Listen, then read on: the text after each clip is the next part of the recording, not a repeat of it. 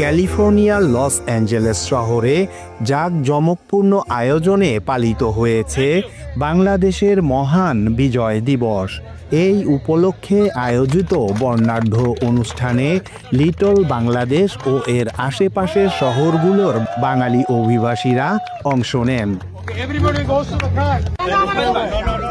বাংলার বিজয় বহরের পৃষ্ঠপোষকতায় এবং লস অ্যাঞ্জেলেস সিটির কর্তৃপক্ষের সহযোগিতায় আয়োজিত অনুষ্ঠানটি ছিল চমকপ্রদ।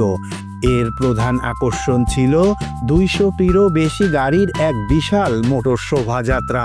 পুরো শোভাযাত্রা বিজয়ের এক অনন্য উদযাপনে রূপ নেয়।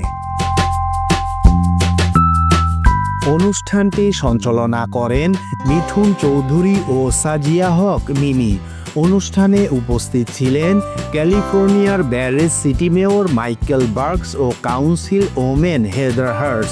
তারা এই সাংস্কৃতিক উদ্যোগের প্রশংসা করেন। উৎসবের অন্যতম আকর্ষণ ছিল একটি সাংস্কৃতিক পরিবেশনা, যেখানে স্থানীয় শিল্পীরা নৃত্য, গান ও নাটকের মাধ্যমে বাংলাদেশের মুক্তিযুদ্ধের চেতনাকে তুলে ধরেন।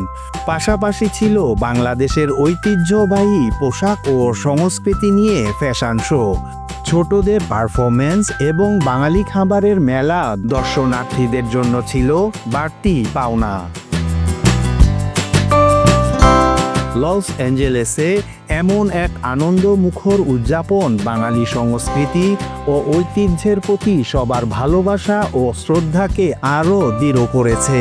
মহান বিজয় দিবসের এই উদযাপন প্রবাসী বাংলাদেশিদের মধ্যে বিজয়ের চেতনাকে নতুনভাবে জাগ্রত করেছে।